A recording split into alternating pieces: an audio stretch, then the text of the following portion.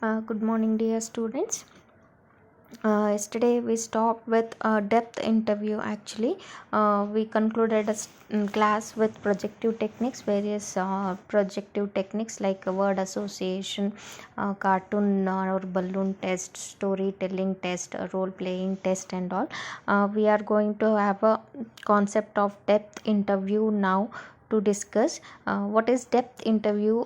Actually, now the interviews conducted involving a small number of participants to understand their views and perspective on certain issue or situation. It is not all population, only the selected samples and only limited numbers of participants here, and they are going to express their view and their perception about a particular issues and the situation. So this small group may be experts, may be a regular purchase of a particular product or services, or maybe they'll be having a more insight and the knowledge about a selected issues and the situation. So we are going to take their interviews, and we are going to welcome their views and perception towards to the certain issues and the situation. Take example, I quoted an example here. Researcher may ask respondents about the current law and order situation in a particular city. We can quote this example, we can relate this example for the current situation also. About COVID-19, we have facing a lockdown of whole India from past 1 month actually. So you can call a few members who are all expert in a law and order of a particular country, and you can ask their perception and the opinion about the lockdown, and their experience and suggestion also may be asked in the interview, and it is going to give a general insight and the general knowledge how the individuals are going to be feel about a particular law and particular securities of the country, and they are going to reveal their own understanding and their own views and their own perception towards to the question asked by the researcher. This is called as a depth interview. So only few members will be there. We are going to take their suggestion, opinion and perception about a certain issues and the situation, and these people may be expert, having more knowledge and the insight about the issues and the situation. And the next point is focus group. Another type is focus group. Focus group research, we are going to call it as, it is most marketing research firm, advertising agency and the consumer goods manufacturer uses a focus group, and focus group tends to be used more extensively by consumer goods company than by individual goods organization. Okay, so where it is exactly popularized. So before going to understanding the popularities of the focus group, let me understand first how exactly it will be. So this is a picture, I just quoted an example of the focus group and how it is going to be conducted. Okay, so next we understand what exactly the focus group research overview. The goal of a focus group research is to learn and understand what people have to say and why. Okay, so we are going to give an opportunity for a group of people or the focus group people in order to tell their own opinion and why they are telling their opinion, and it is going to emphasize more on getting a people talk, a lengthy discussion, a detailed discussion about the particular subject, issue or a problem is going to be taken care, and it is intended is to find out how they feel about a product, concept, idea or organization. Okay, and how it fits to their lives and their emotion and involvement. So these are the things we are going to discuss in a focus group. Majorly we are going to grasp what is the intention and what is their concept, and what is their feeling about a selected topic or selected issue or selected research problem. So focus group means exactly a small group discussion led by a trained moderator. So here one moderator will be there in order to monitor people who is involved in a discussion, and when they are sharing their opinion and then when they are sharing their perception, it should not go beyond or it should not deviate it deviated. They need to talk about only the concerned topic or the issue. So in order to monitor them, one trained moderator will be there. According to his or her guidance, the focused people are going to be present their talk and present their opinion and suggestion about the certain topic and certain research issue. Okay, so it is again in-depth interviews also, it is a small group, and again as focus group is also small group, and we are going to ask about a certain particular question, and they are going to express their own feelings about that particular concept. So popularity of focus group, now we are going to discuss. So it is going to have, or we are going to conduct a focus group research majorly in advertising agency, consumer goods manufacturers, and used more in consumer goods company rather industrial goods organization. Why? Because this focus group are going to give a more insight about happenings, recent happenings, and everyday happenings in a market. So we need to give a new things, and we need to give a uh, uh, always modified and additional features of a product and services in a market. So it is a continuous process of the research, how people are grasping and how people are reacting to your product in a market, and that is going to be grasped, and every time we need to give a new things.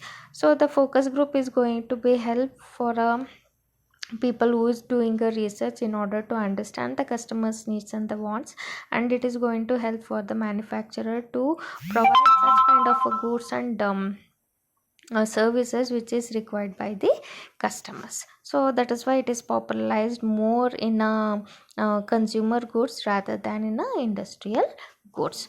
And the next concept is focus groups objectives. So as I told you, it is a small group. They are going to talk, or they are going to share about the concerned topics and concerned issue.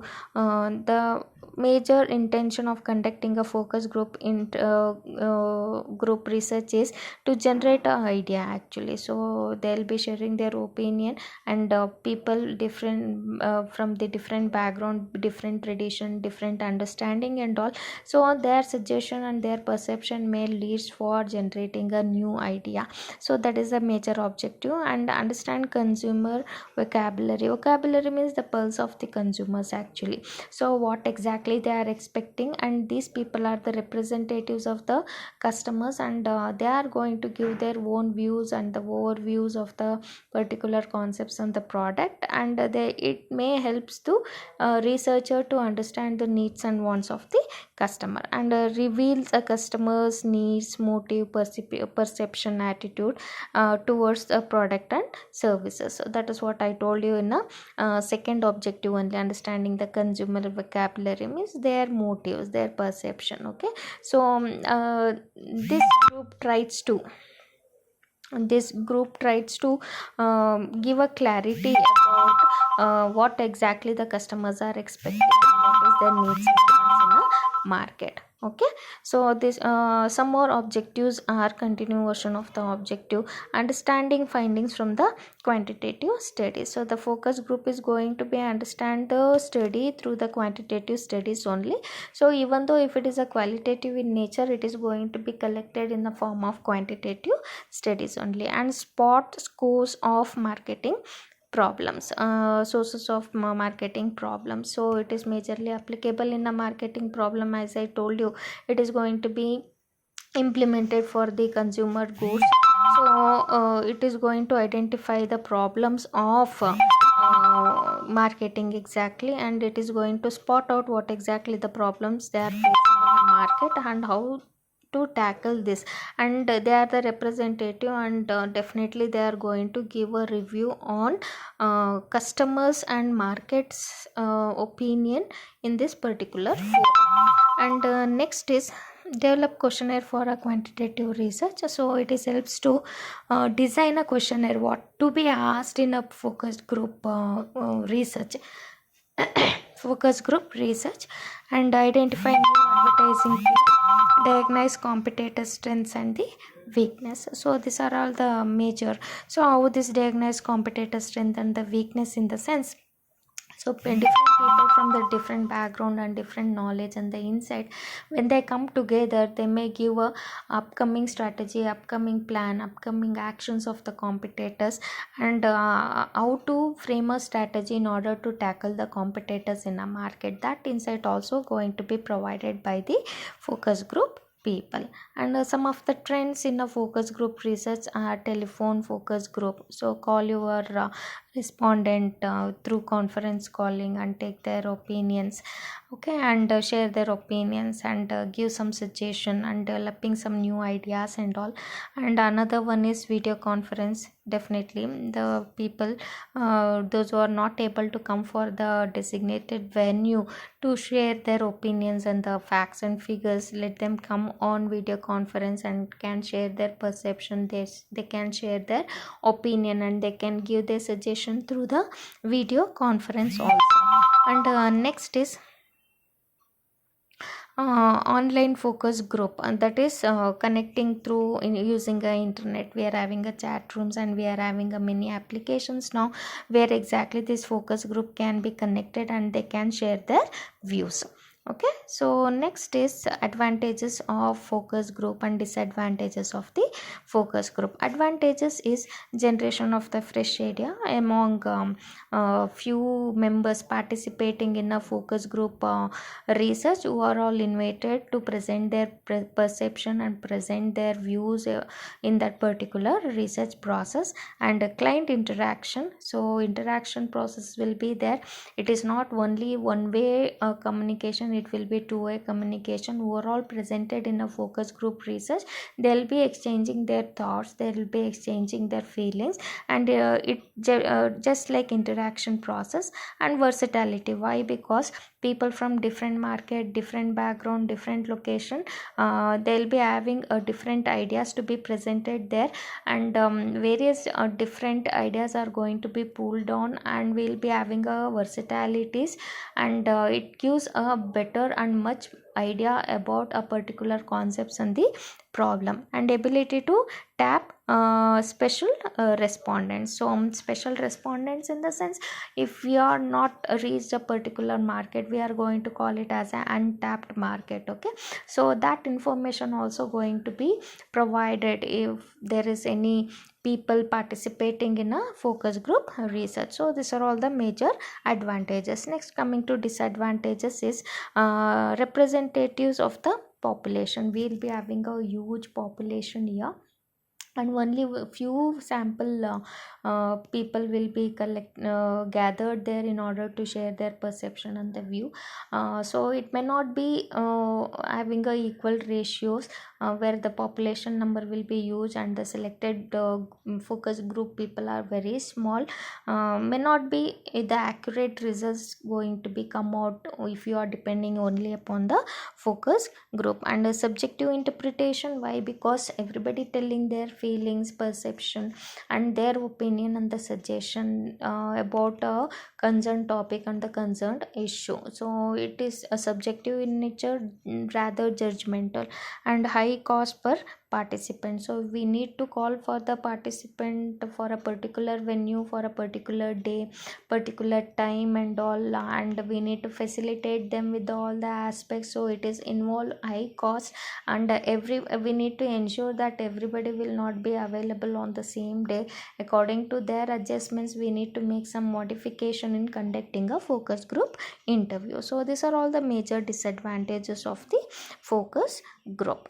Next concept, we are having a descriptive research design. So very much important here, the term itself tells that it is descriptive in nature. So it is going to essentially describe something. What is it? Is going to describe something. It is going to describe characteristics of a group, of a customer or a organization or the markets, and it is going to provide association between two variables. Okay, association between two variables, that is, one is independent variable and another one is a dependent variable. You will come to understand what exactly the independent variable and dependent variable. Independent variable we can control and dependent variables we cannot control actually. So it provides association between two variables like income, the place of shopping, age and preferences, and it is going to give answer for all this question. We are going to call it as 5W and 1H of research. Okay, 1H of research. So what is 5W and 1H of research? In the sense who, what, when, where, why. These are the 5Ws and how is 1H. So if you are conducting a descriptive research, you are going to get answer for all this question, then only the research design is going to be concluded successfully. Okay, so that is called as a descriptive. It is going to describe the characteristics of group of individual or a customers or the organization or the market, and it is going to provide the association between two variables, that is independent variable and a dependent variable, and it is going to provide the answers for 5W and 1H of the research. And next we are having that 5W and 1H means who, in the sense you need to answer in regarding to the example I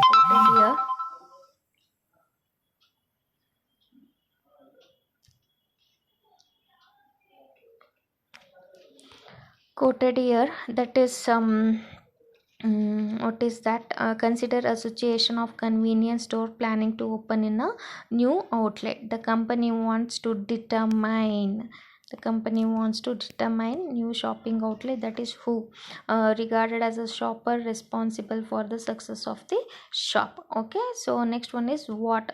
Characteristics of the shopper should be measured.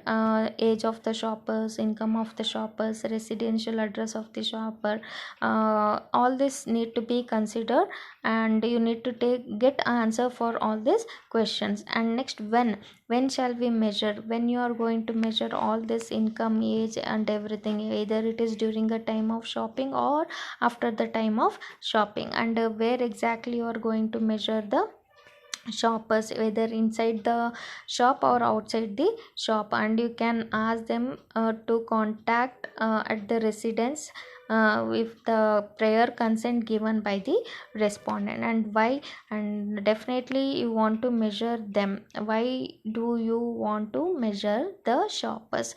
Definitely the why is the research objective, why you want to conduct a descriptive research design. So this is answered, means the objectives of conducting a research is very much clear.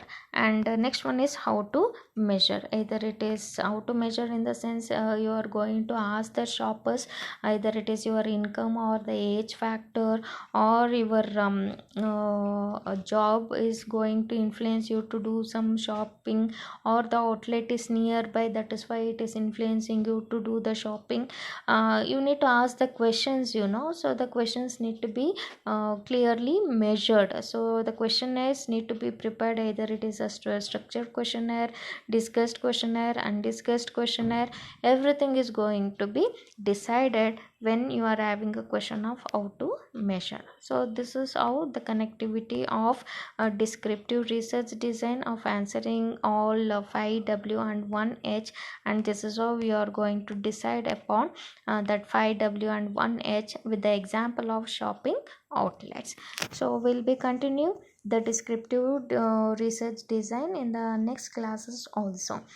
Thank you so much.